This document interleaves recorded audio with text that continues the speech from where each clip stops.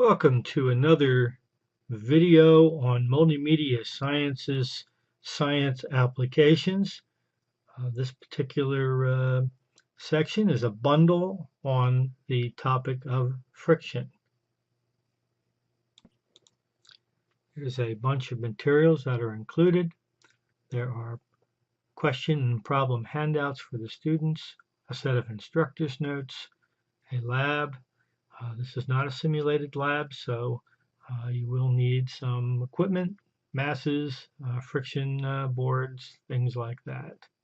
There's also a software presentation and a set of tests. Let's look at the presentation. So this takes up a number of different aspects of friction, talks about what friction force is, and exactly how friction occurs, that it does occur at the interface between the object and the surface it's sliding on, and there is no friction until applied force is present. Also talks about the reasons that we have friction. First is adhesion, and metals is a special case. It's actually spot welded. There's also, of course, surface projections. The roughness of the surface causes pieces of one surface to hang or get caught into pieces of another surface.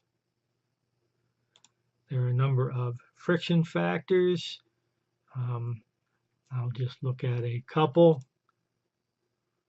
A couple different ways of looking at surface area, and that is the fact that even though the surfaces may be larger in contact, it looks like they're really only touching in the same number of places. So therefore, surface does not have a large effect on friction. Another way of looking at it is to see that we've got the same block, and even though there's more surface here, there's more normal force here causing more friction, and when you put the two together, you again end up with the same amount of friction. So you can see there's a number of different factors, and friction, of course, is not totally straightforward. There's unfortunately a bit of wiggle room, but the presentation goes through a number of these factors along with the equations. There's a coefficient of friction table. It's interesting to note how the static friction is always greater than the kinetic friction, and how little the rolling friction is. Students can use this table to solve problems. There are a few applications, and that is essentially the presentation. Probably around 40 or 50 screens and a number of simulations.